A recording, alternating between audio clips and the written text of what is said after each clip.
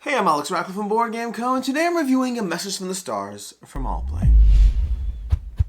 A Message from the Stars is a 2 to 8 player deduction game with both competitive and cooperative play. This will be very relevant shortly, and we'll show you more of it, but for right now, just for the sake of showing you everything, I'll move that out of the way. The general idea is this is a deduction game. I'll talk more about the co-op mode first, and then I'll focus on the competitive mode and what it does differently for the game. But this is a cooperative game in which players are trying to. You have an alien player, that's me over here right now. You have the scientists, which will be any number of the, when I say 2 to 8, it's actually 2 to 8 plus. You can have as many people as you want technically. I wouldn't really recommend going too high, but you can do what you want as far as having the scientist team. You have the alien trying to communicate with the scientists. That's the general idea. But the scientists are also trying to communicate with the alien. There's a little bit of information going back and forth, more from the scientist to the alien, but a little bit of both as you attempt to figure out what the messages are, deduce all the things, because you're trying to figure out two separate puzzles here. The first puzzle that you're trying to figure out, and this one goes both ways, is each player has a card, a message that they're trying to transmit. To begin the game, you're going to go ahead and roll. So for example, alien's going to roll a number. We have 3, then we have 1, and then we have 4, which means our message is our scaly, that's the third word down, our scaly forms are shrinking. You must send all your world's supply of yogurt. I love that message. I love the messages in this game. They're so much fun. Our scaly forms are shrinking. You must send your world's supply of yogurt. Makes sense, honestly. Yogurt does help alien skin stop shrinking. That's the message on this side. The message on the scientist side is going to be, we have 5, we have 3, and 5, 3, 1. You have broken our most logical law. No littering. The only acceptable punishment is execution. Wow, that's harsh. That's harsh. I mean, wow, it's probably the scaly skin. Anyways, you have these messages back and forth. Now, ignoring the cuteness of the messages, all if you want, you could try to incorporate it into your gameplay, but ignoring the cuteness of them, the general idea is you have these words you're trying to transmit back and forth. The aliens are trying to transmit scaly, shrinking, and yogurt to the humans, to the scientists, and the scientists are trying to transmit, what was it again? It was logical, littering, and execution. Okay, that was the words they're trying to transmit back and forth. Now, the other thing you're trying to do, though, because there is one more thing you're trying to do, is you're trying to transmit the letters and play. Specifically, there are going to be different letter rules. We're going to have the trust, you're going to have the empathy, and you're going, or the amplify, trust, amplify, and suspicion over here. That's going to be these different letters that the scientists need to figure out which letters there are. And there are certain rules around them. So for example, we know that one of the letters in trust is going to be a green letter. It's going to be common. Whereas the other two are going to be combination of uncommon and tough. You could have 2 uncommon, you could have uncommon and tough, and that's basically the only combinations you can have because you can never have 2 tough. You can only ever have 1 tough letter amongst all 6 letters. Amplify is going to have a common and then an uncommon or tough, and suspicion can be any of them. Now these letters have certain rules. So for example, I'll go ahead as the alien try to transmit something. I'm not going to spend too much time thinking about this because, well, I want this video to be watchable. But let's go ahead and try to say that I'm thinking of, well, I want to get scaly their way. I possibly want to go ahead and get shrinking, scaly, shrinking, and yogurt. Shrinking, yogurt, scaly, yogurt. That's so hard to combine those words because sometimes you're trying to get multiple words with one. I won't focus on that right now. Instead, I'll focus on yogurt. Yogurt, what's Greek? Greek yogurt? If I did Greek, could Greek relate to anything else? So gaseous, gelatinous, scaly, crystal, mechanical, shrinking, vanishing, exploding, freezing. I think Greek is the most likely. So I'm just going to go ahead and do Greek. Now, can I do Greek? No, I can't do Greek because I'm trying to get the L, H, or V in play, or there's going to be no useful information. So if I do L, H, or V, probiotics is way too long. L, H, or V. See, this is the problem. The problem is, basically, when I submit a word, I'm trying to do 2 things. I'm trying to give the scientist some information about which of the 3 words I have. Now, keep in mind, at the end of the game, they will see my card, so they'll know the possibilities, but they'll know there's 1 word in each column. They won't know which one it is. So I'm trying to send a clue their way, but I'm also trying to get them to figure out what's behind here. A little bit of a mastermind, as you were, in terms of giving them information around there. And there's a little bit of a math puzzle here, but the thing you need to know right now is I need to give them a word that has an L, H, or V, or I'm not giving them enough information. So if I'm trying to do an L, H, or V, this is the problem. We have yogurt. Yogurt is white. White is not enough because jar is acid, petroleum. Yogurt's technically not white, but I'm just going to go with white because I just want to get this over with over here. So we're going to go ahead and do white, and then I'm going to go ahead and find my word value. Now, again, remember you're looking at this over here, and the way it works is each letter in trust adds 1 to the word score. So we have the H, which means we have a word score of 1.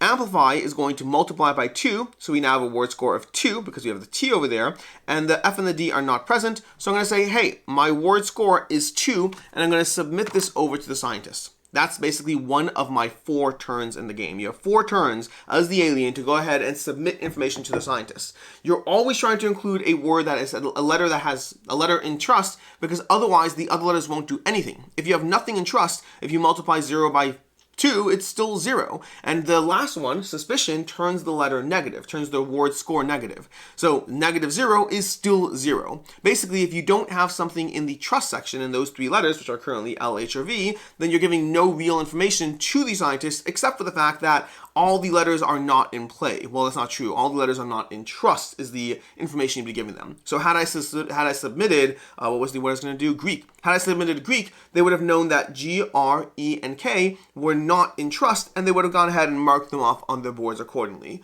Hopefully that makes sense. The general process is you're trying to submit 4 words to the scientist, from the alien side to the scientist, and each time you do so, you're also going to decide a word score, and hopefully the word score starts giving them enough information to piece together these 6 letters behind the screen. Meanwhile, on the scientist's turn, they're doing the same thing back, except they don't have information that you have. So they're still going to go ahead and pick words that they're going to submit back on their own cards, back to the alien. The difference is when they submit a letter or word or whatnot, they don't actually fill in the word score, the value. Instead, the alien fills that value out for them. So how they try to go ahead was, again, they have logical, littering, and execution. So how they said murder, for example. Maybe they sent back to me murder in the game. I'll go ahead and take a look. I'll be like, well, murder, the D is one of my letters, so it'd be negative, but the rest of the letters aren't in trust, so it still has a word score of 0. Had they submitted back murder and I gave them back 0, they would have crossed all those letters in murder off from the trust section. So they are gathering information, but they're not able to do it with as much knowledge or forethought as I'm able to do as the alien. That's the basic process of the game. You're going to go back and forth, submitting words back and forth 4 times on each side. At the end of the game, you're going to go ahead and score up, but you're going to score up and get 1 point. Well, at the end of the game, what you're going to do is you're going to go ahead and take a turns guessing if you can correctly deduce which letters, which words from these sections were the words that they intended.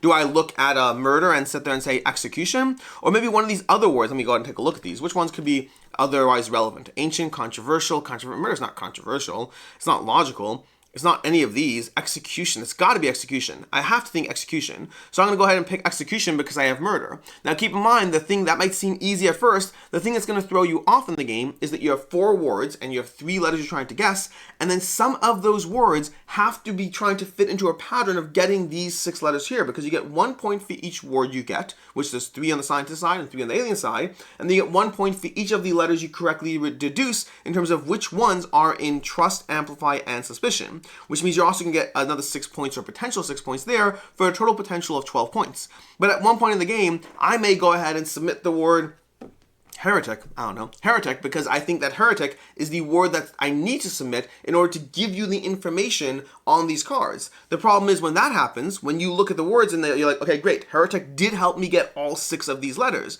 But now I have heretic in the mix, and maybe heretic's supposed to be for imprisonment or ridicule, I don't know, or banishment. Who knows which one of these are controversial? Because what happens in the game is as you're trying to submit words for the sake of the mastermind portion of the game, you are inherently going to confuse the other side when it comes to the message itself as far as solving that, which means you effectively have 2 puzzles in the game. You're trying to solve both simultaneously, and that gets very hard, very complicated, very fast. Now, the competitive version of this game has players divided up into teams. Each side has their own, but basically they're doing the same exact thing, but this time you only have 3 words back and forth, and you're trying to solve the same puzzle and see which team can get more points. It's kind of the same basic game in the general idea, but you're doing so with a little less time and trying to get more points than your opponent instead of simply getting as high a score as possible. And with that, let's go ahead and dive into the review of this game. Let's go ahead and erase these letters over here, talk about the review, what I think, all of those things, starting off with ease of play. This is an all-play game, which means it has a rulebook that is incredibly short, easy to understand, very straightforward, all the good things you'd expect from an all-play game. But it is not a simple game to understand. The core idea of the rules makes sense. actually figuring out how to play and starting to go through that process of realizing the different puzzles you have to solve and how it all works is not immediately intuitive. I would say this is one of all plays more complicated games, not from the rule set alone. The rule set alone is totally fine, but rather just from the trying to figure it all out and how this game actually plays, because it's just not intuitive in what's happening as you go through it. But again, it's still an easy to play game, as all play games tend to be, but it's not as easy as some of the other games. And the game itself takes around 45 minutes. It can go a little faster if you have people really trying to rush it, and it can definitely go slower if you have players taking their time. This is a game that can be prone to AP players, to analysis paralysis, and taking forever coming up with that perfect clue. As far as what I like, don't like, and can see others not liking, first of all, I love the theme and implementation. The general message from the stars, and the way they have these actual messages that you're constructing. Our crystal forms are vibrating. You must send all of your world supply of magnets. Like, the fact that you get these little cute messages is just a nice touch, and you can incorporate that into the messages you send over, some cohesive thought. It's hard, but hey, if it works for you, I mean, players will try to take that into account as well, but I like the theme in general. I also like the fact that the game comes with a competitive and a cooperative version of the game, so you can experience it and play it both ways.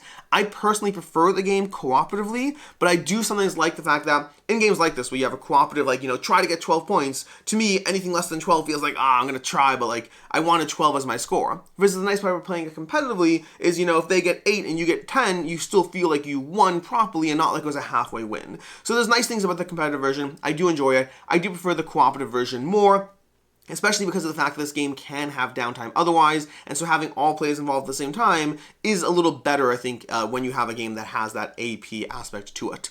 I also like the fact that this game is so tight in what you're trying to do. You read the rules at first and you're like, I can send you 4 words to directly get you to guess 4 words. Well, that's easy. If you have, you had, what was it again? You have broken almost logical, littering, and execution. I could send back murder, trash, and Spock. Boom. Those 3 words alone, I don't even need that 4th word. That's easy. But you forget that your words are also trying to solve the mastermind puzzle, and that's where things get very complicated very fast. You can guarantee yourself 6 points in this game if you're willing to forget about the other 6. But if you're willing to forget about the other 6, you're not scoring that well. This is a game where you can struggle to get at least 8, 9, and sometimes find yourself falling short, but the fact that you have to solve these 2 puzzles simultaneously really gives players a strong challenge of how to figure it all out, how to have your cake and eat it too, how to send a message across, a message from the stars that's going to go ahead and give the players the information they need on 2 separate puzzles at the same time, which is inherently complicated. And this game really does a great job at, making you choose which puzzle to solve, and sometimes, only sometimes, feeling really clever and getting both of those puzzles. It is a very tight deduction game that can be played cooperatively or competitively. As far as things I don't like in the game, it does have a little bit of a jack of all trades, master of none, because sometimes you really feel clever. You come up with the perfect word. It solves both puzzles. But that's not always the case. You often need those 4 words because if you're lucky, you'll be able to go ahead and send across 3 messages that relate to the words, and the 4th word is trying to tie it all together, but will also inherently confuse your team because they don't know which word you were trying to focus on, which puzzle you're trying to focus on at which time. Sometimes in this game, you have that perfect word, you feel really clever, and it's a really satisfying moment. Other times, you send across a word that has nothing to do with your actual words here because you needed to get this puzzle solved instead. And the tricky part there is that feels a little defeated. You're like, okay, here you go. Here's the word tangram. Why? Because tangram didn't seem to have anything to do with these, hopefully, and I think it's a word that'll help you solve this puzzle, because that's part of the puzzle too. Sending across heretic as a word to help solve this, when you're looking at the cards here, if heretic relates to one of these words, that's almost worse. You want to pick a word that either doubles up, does actual double duty, or at the very least avoids this puzzle entirely while you're trying to solve this puzzle. So there's a little bit of picking and choosing your battles in this game. It's sometimes it's like code names. Like if you're playing code names and you're trying to give a 1 clue, which is this is 1 clues, but you're trying to do so while solving other puzzles at once. So at times that can be really satisfying, and at times it feels like you're picking which puzzle to solve. And depending on which of those things you're doing, this game either has really high highs or a slight feeling of compromise to the experience. As far as I can see others not liking, this game is very AP prone, which I mentioned already. It's analysis paralysis, the idea that players sit down and try to spend way too long trying to think up one word that will both solve this puzzle and solve this puzzle. Because you're solving 2 puzzles at once, it's not inherently intuitive, and it can take a really long time of really just focusing of what can I do that's going to tell you that I have an H in the trust and a T in amplify, but it's also going to tell you that I'm trying to get the word magnets.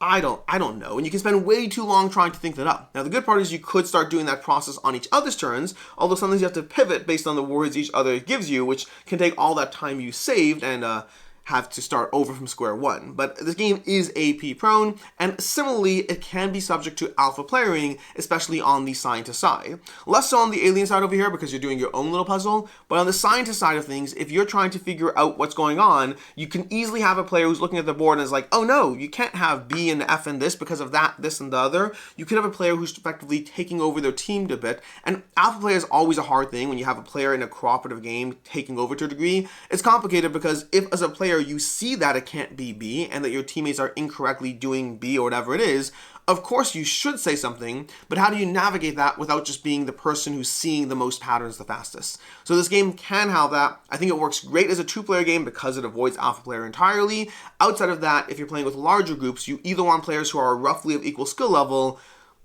or I don't really know. I think in some games that have that alpha player problem, you can simply not say something. It doesn't matter that that action is more efficient. We're going to sit there and I'll just let you take your turn because we should all have a good time together.